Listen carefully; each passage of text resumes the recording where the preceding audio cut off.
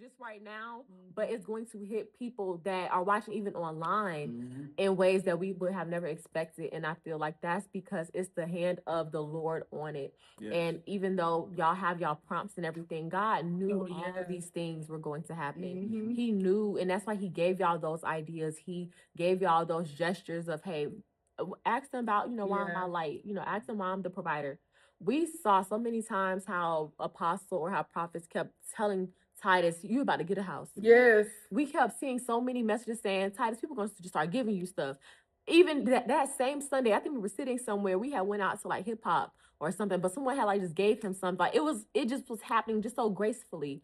And it's like the Lord does things, he sets things up so that we can see why he is strong and mighty, why he is Alpha and Omega, like why he is Jehovah Jireh. Like the Lord is so massive that we don't even realize how little things like San Martin, you are blessed and highly favored. You are covered by God. Oh, Jesus. Jesus. Oh Lord, we thank you. Thank you, God. Like we have no idea why. Even Troy, you realize like, oh, let me just ask Martine, and she dressed down. Hey, she dressed down. I said, I thought she knew like she the whole time. I would have never known you just. But it's like you did your makeup today and everything. Yes. Even though you cried it out, but you was ready. And it's like the Lord, like all we need to do is just prepare. The Lord, like he will never tell us like, oh, you're gonna be doing this today. I'm gonna have that for you. But just show up. And the fact that you showed up to church dressed, feeling good, looking good, the Lord was like, great. She's gonna be ready to cry it off. Girl. She's gonna cry it all off for my name. So God bless y'all, Janelle, and God bless y'all, Tro. God bless y'all. God bless y'all. What y'all doing with this ministry? When I first hurry it up. I know we ain't recording. I know we're not recording or nothing, but I just gotta let y'all know when I first came back to Tallahassee, I was not happy at all because I thought I had found my purpose in Louisiana. And though I did in that season, what the Lord was doing was he only called me there for that season. He did not call me there to stay. So it was a little bit uncomfortable when I had to now leave what the Lord said I had completed.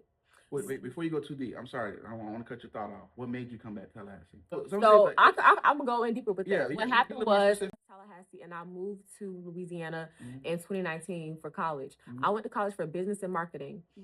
And when I did that, I got involved in school and I literally had no idea like what I was going to do at Southern. All I knew was like, I'm on Southern University campus, HBCU, and I'm out of state. The first one in my family out of state. I don't know nobody. Nobody knows me. I don't have to be called KK no more. I'm going to change my nickname around.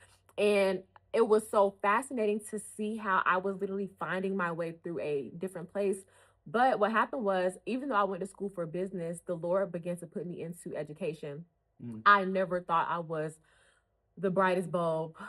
What it's called? See? Exactly. But I never really thought that I was the one to be put in education. I just felt like I had my own challenges. I struggled, with ADHD, being diagnosed as a child. So I always counted myself out of being like a star student. So I'm like, if I'm not a star student, Lord, why would I go and teach kids to be star students?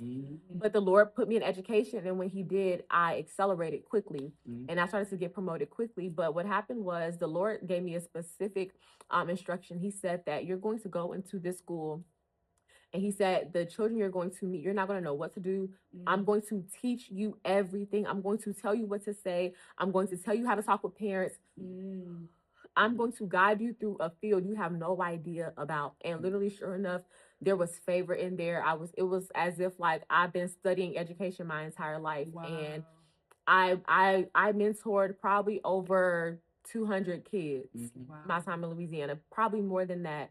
But it was something that I never went there and was like, oh, I'm gonna do that. I just showed up in Louisiana and the Lord presented that for me and I thrived in that. I thrived in it and I loved every second of it. And that is what taught me forgiveness because the Lord was saying, how can you mentor to these young ladies about forgiving their dad when you have not forgiven yours? Jesus. How can you sit here and tell this young lady that her mother may not be perfect, but you still got to love her when you were still upset with your own mom?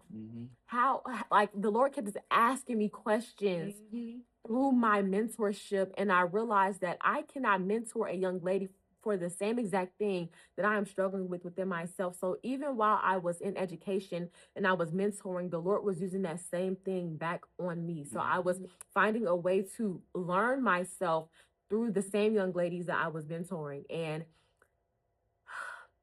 the Lord said that your time is going to come soon, but you're only going to leave when you have done what I've called you to do.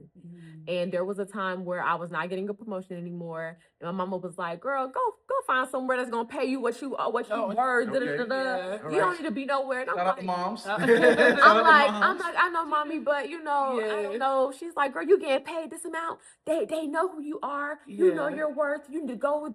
And I'm like, but mommy, the Lord is telling me to like just sit still, and that it will be time for me to leave when I have done a good job, when I've done what He has called me to do.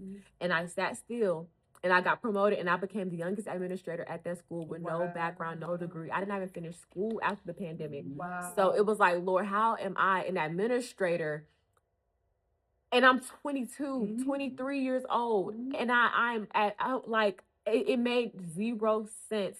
And what happened was in 2025, I was experiencing some crazy challenges or warfare with the other administrators who I thought were going to mentor me. And I'm like, Lord, I thought you told me to come in, you know, da, da, da. And the Lord was like, no. I never said it wasn't going to be challenging, but I need you to do what I called you to do still, even when they are bashing you, even when they're lying on your character, even to destroy your character. I need you to still show up and do the job I called you to. So I had to learn how to forgive them, even while I was being attacked, even while I felt like I was being nailed to the cross. And the Lord showed me that Jesus was innocent. Jesus was innocent. He's innocent. Blameless. Oh my goodness. And they crucified him. Jesus.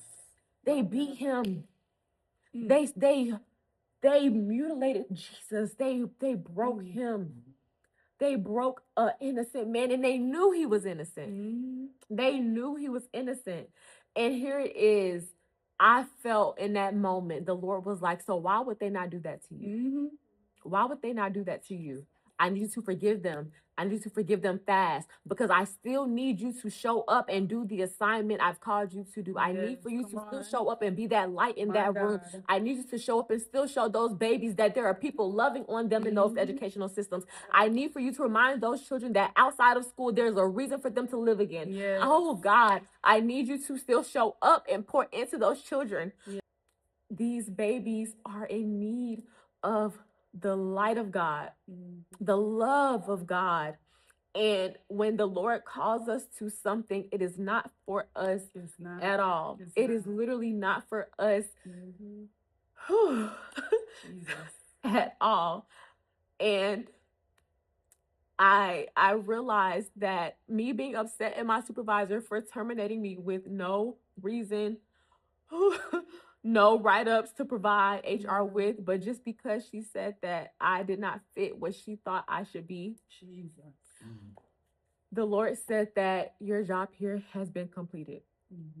And I had to leave that job, and I had to trust that what the Lord called me to do was done.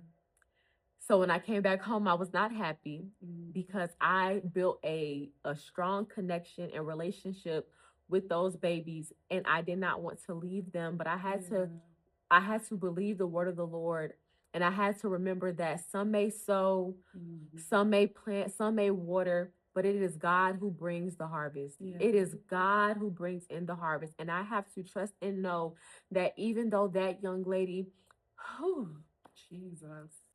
I have to trust the Lord. Even if it does not make sense, and even if it is something that is painful, very, very painful. But when the Lord calls you to an assignment, do your assignment. Do your assignment. So that is why I'm back. Okay.